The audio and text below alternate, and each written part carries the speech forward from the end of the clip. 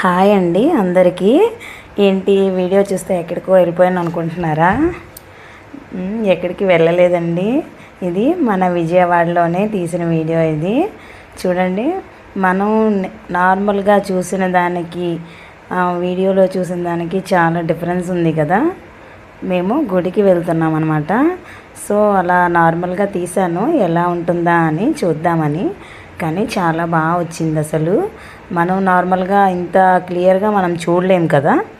నార్మల్గా జస్ట్ అలా వెళ్తూ చూస్తాము, బట్ ఇలా చూస్తుంటే చాలా అందంగా ఉంది. అసలు మన విజయవాడ అయినా ఇలా ఉందా అనిపిస్తుంది. అంత బాగుంది విజయవాడ.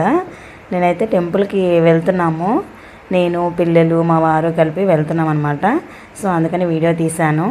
ఇప్పటికే మీకు అర్థమైపోయి ఉండాలి, వినాయకుడి గుడి కూడా వచ్చింది కదా. సో అలా వెళ్తున్నాము.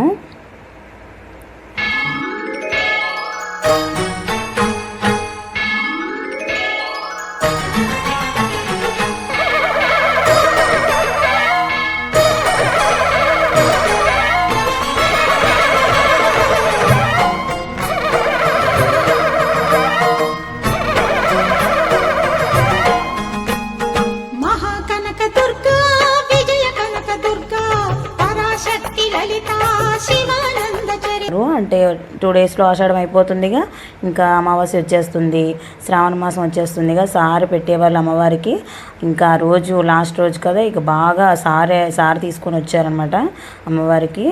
అంత రష్గా ఉన్నా సరే దర్శనం మాత్రం చాలా బాగా జరిగింది మాకైతే. ఎప్పుడు వెళ్ళినా సరే, ఎంత రష్గా ఉన్నా సరే అమ్మవారు మాత్రం దర్శనం మాత్రం ప్రశాంతంగా అయ్యేలా చూస్తారు అందరికీ కూడా.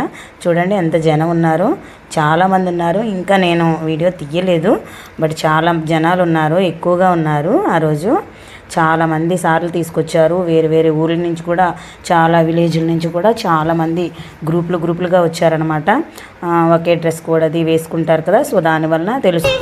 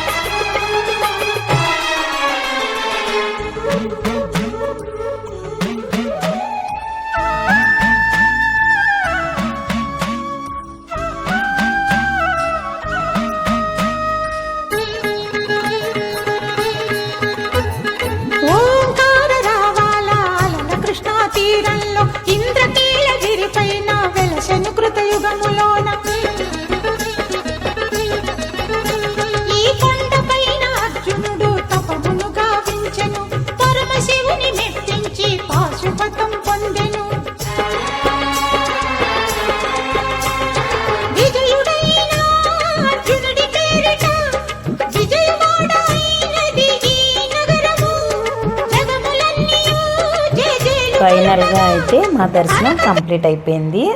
మేమైతే కిందకి దిగిపోతున్నాము. చూడండి ఎంత బాగుందో కృష్ణానది. ఇక్కడి నుంచి పైనుంచి చూస్తే మాత్రం వ్యూ మాత్రం చాలా బాగుందండి.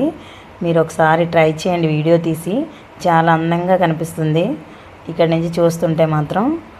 అందుకనే నేను వీడియో తీశాను అనమాట. సో నా వీడియో మీకు ఎలా అనిపించిందో కామెంట్ చేయండి. నా వీడియో మీకు నచ్చినట్లయితే లైక్ చేయండి, షేర్ చేయండి, కామెంట్ చేయండి. సబ్స్క్రైబ్ మాత్రం చేసుకోండి ప్లీజ్.